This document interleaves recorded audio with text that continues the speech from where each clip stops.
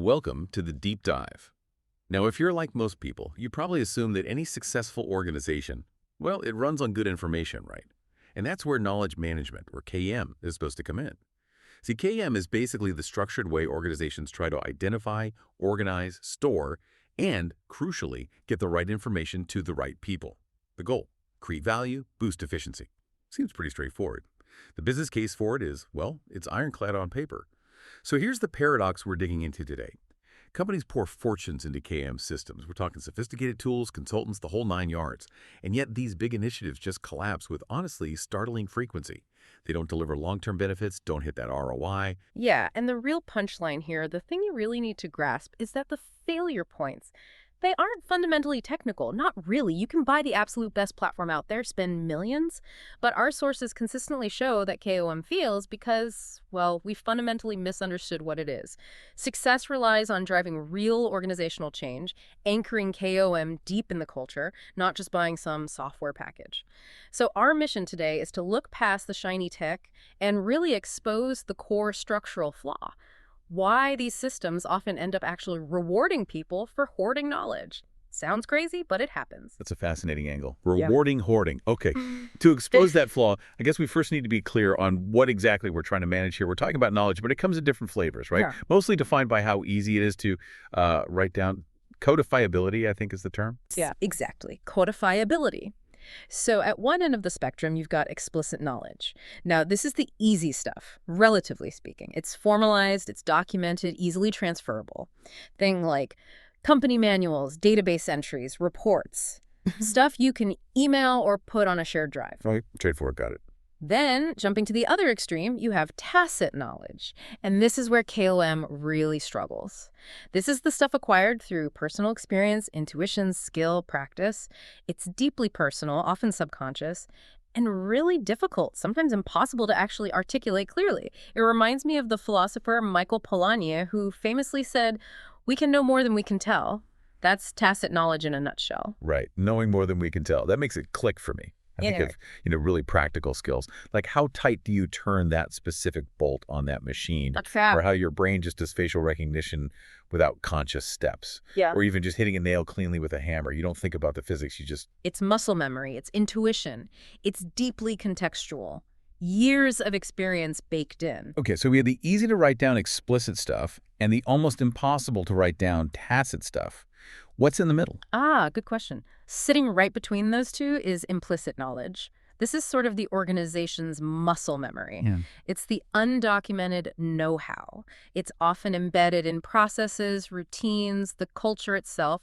It's how things actually get done day to day, which, might be quite different from the official flowchart. The unwritten rules kind of knowledge. Precisely. So the whole KOM cycle, creation, capture, codification, storage, sharing, application, reuse, it all really hinges on that tricky middle step, codification, that transformation step, trying to somehow pull that personal tacit experience or that implicit know-how out of people's heads or routines and turn it into something explicit that others can use. And if you can't make that conversion happen effectively... And then the whole system grinds to a halt. Or worse, you fill your expensive KOM system with junk nobody trusts or uses. The library stays empty, or it's full of bad information. Okay, that really sets the stage for the core problem then. If KM depends on sharing this valuable, often hard-won knowledge, why do people who are paid to be part of this collective organization actively resist sharing it? It seems counterintuitive.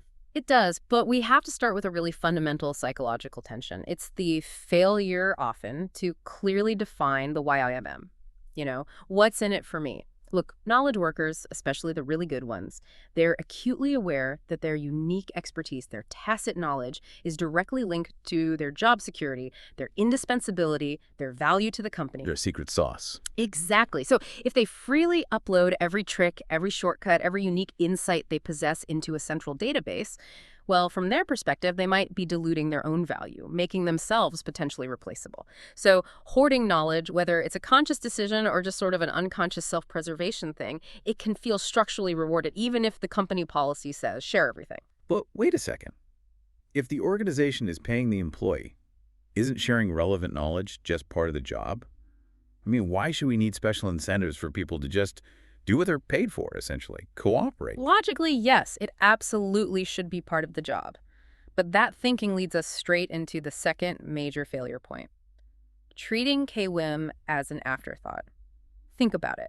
If sharing your knowledge, documenting processes, writing articles for the KRIM portal, if all that is seen as extra work, something you maybe get to late on a Friday afternoon after your real job is done. The stuff that actually gets you promoted or gets you your bonus. Precisely. Then people will naturally prioritize the tasks that directly impact their performance reviews and bonuses, not the tasks that build up the corporate archive for some potential future benefit to someone else. For KOM to actually work, knowledge creation, sharing, and reuse have to be seen and structured as a primary responsibility, something embedded right into the daily workflow, not tacked on. Okay, so you're saying KM initiatives often fail because we ask people to do extra work, work that's often unrewarded or poorly recognized, and work that might even, in their eyes, diminish their own job security. That's a big part of it. Yes. That sounds less like a KM system failure and more like a fundamental management and incentive structure failure. It absolutely is a management failure, but it manifests dramatically in the KM system's failure. And it connects directly to the next big barrier: the trust deficit. Number 7 on some lists, but critical. KM requires fundamentally a culture of openness and psychological safety. But if management lacks transparency, if there are hidden agendas people suspect, maybe layoffs happen right after a big knowledge capture initiative. Oof, yeah, that would kill trust instantly. Right, or just a general culture of blame rather than learning from mistakes. If that's the environment, knowledge workers will understandably fear their expertise being misused, maybe used against them or others. They won't share openly. They won't collaborate genuinely. Trust is basically the oxygen for knowledge sharing. If the air is polluted with suspicion or fear, nobody's going to share freely. And when trust is low, leadership sometimes tries to force it, right? Which almost always backfires. I remember working at one company where the KM portal had this nickname. People called it the Library of Untrusted Documents. Oh, I've heard similar stories. That happens so often when organizations resort to things like mandatory quotas. Everyone must submit 5 knowledge articles this quarter. It seems like a way to force participation, but it just encourages gaming the system. Yeah, quantity over quality. Exactly. You get duplicates, you get superficial content, maybe stuff copied from somewhere else just to hit the target. The result is a database full of noise, low-quality information that nobody trusts anyway, so zero actual ROI. Okay, it sounds like we've thoroughly examined the people side of the KM failure equation. Lack of YFM, KOM as an afterthought, the trust deficit, forced quotas. But the irony is, when people fail to share, often the first reaction from management isn't to fix the culture, it's to blame the technology. We need a better tool. Precisely. Which leads us nicely into the tool trap. The tool trap, I like that. It's failure point number 8 in some frameworks: the undue focus on technology.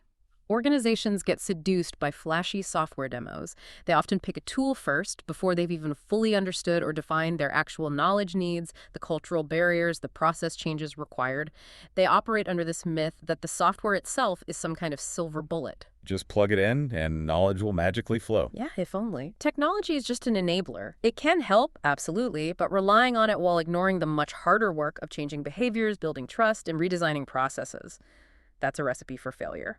And even when they do buy a decent tool, the way it's implemented can be completely self-defeating, which I think connects to another point, number 3 in some lists: poorly designed service portals. Oh, absolutely. This is huge, especially for customer-facing or employee self-service portals.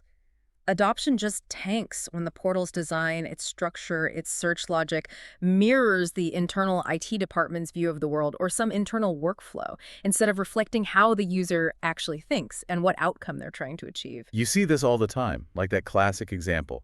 The customer searches for something simple, like internet is down. That's their problem, their desired outcome: get internet back. Right, makes perfect sense to them. But the system internally might be keyed to IT jargon, like network connectivity issues or want uplink status.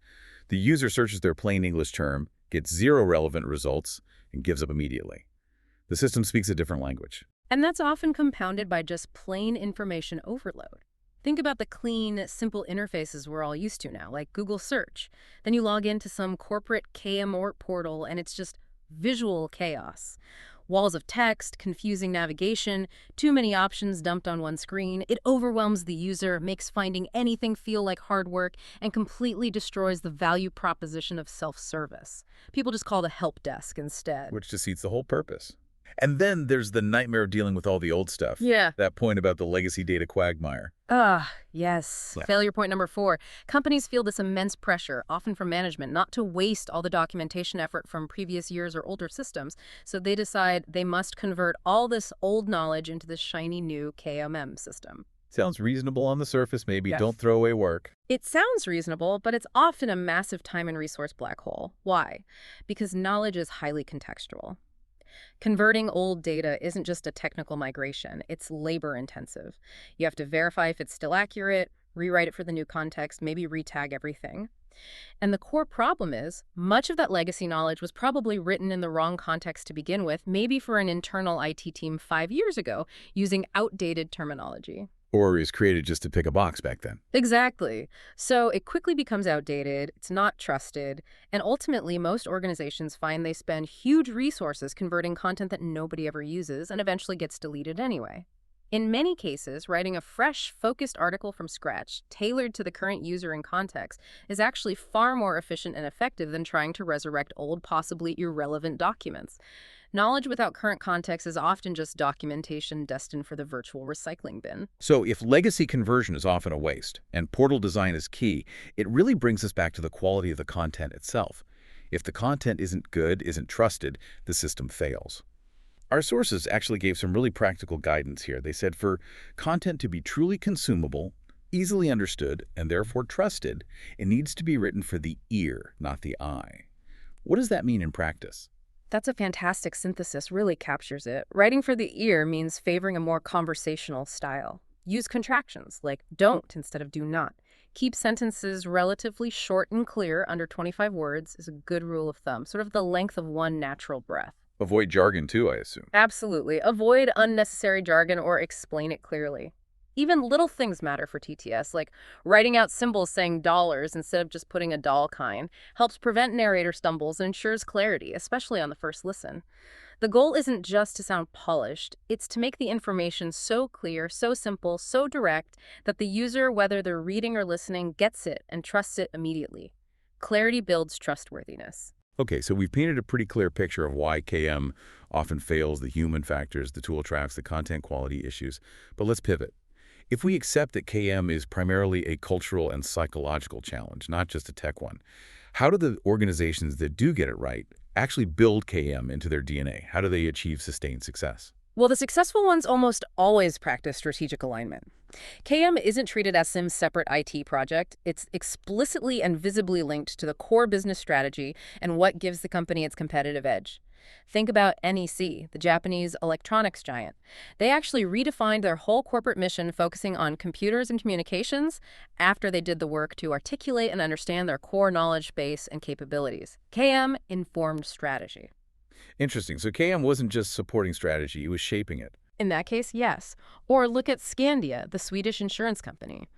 They became famous for developing innovative ways to actually measure their intellectual capital, the value residing in their people, processes, and customer relationships. By putting metrics around knowledge, they forced senior management attention onto its value, driving growth. Those are compelling, high-level examples. But let's get down to brass tacks again. You mentioned earlier Texas Instruments saving something like $500 million and Dow Chemical generating significant new revenue. Honestly, those huge numbers can sometimes sound a bit like corporate PR spin. How do they actually measure knowledge capture or sharing in a way that directly translates into, say, $500 million saved? That correlation feels almost too clean sometimes. How does that actually work? That skepticism is healthy, definitely. But let's unpack the mechanics a bit. In the Texas Instruments example, that estimated $500 million in savings wasn't just pulled out of thin air. It came primarily from systematically sharing validated best practices, not just documents, but proven processes across their global operations. Think about semiconductor manufacturing. It's incredibly complex. By sharing what worked best in one facility with others, they drastically reduced process duplication, costly rework, project delays, and expensive failures on major initiatives.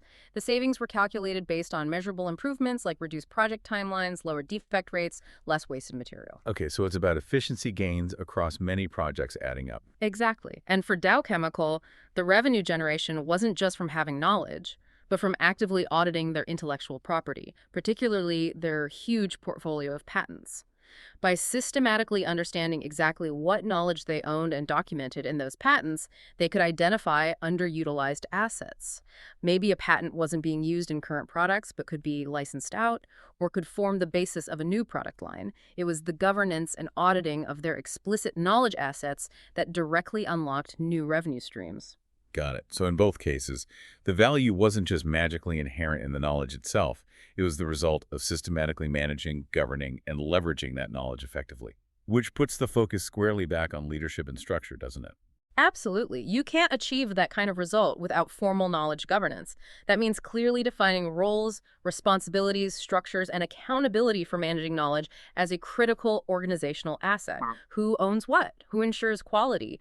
Who champions the process? And perhaps most crucially, it requires unwavering executive commitment.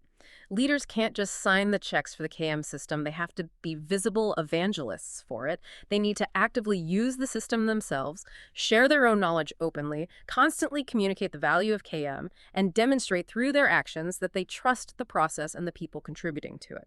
If the leaders aren't walking the talk, nobody else will take it seriously. It really does bring us full circle, doesn't it? KM success isn't about having the fanciest database or the latest AI search tool, though those can help.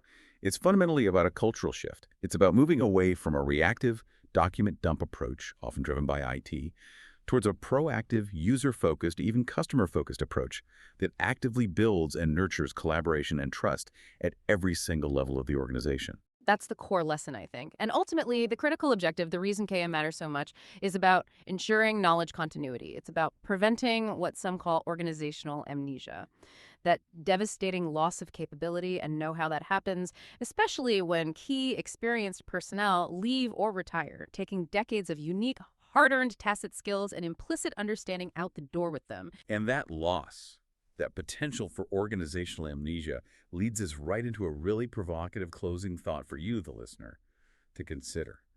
If the whole point of KMM is trying to turn that deeply contextual, personal, tacit experience into explicit, shareable knowledge, and if the struggle we see with converting even documented legacy data proves that knowledge captured out of its original context often becomes useless or untrusted, then how much of that truly deep, nuanced, tacit organizational wisdom, the kind held by that retiring subject matter expert, are we actually destined to lose, no matter how sophisticated our technology gets? When that expert walks out the door, what's inevitably lost forever? And maybe the more important question is, what steps can we take as organizations and individuals to truly value the difficult human-centered process of attempting to capture and transfer that contextual knowledge, rather than just focusing on the technical act of storing the resulting document somewhere? Something to think about.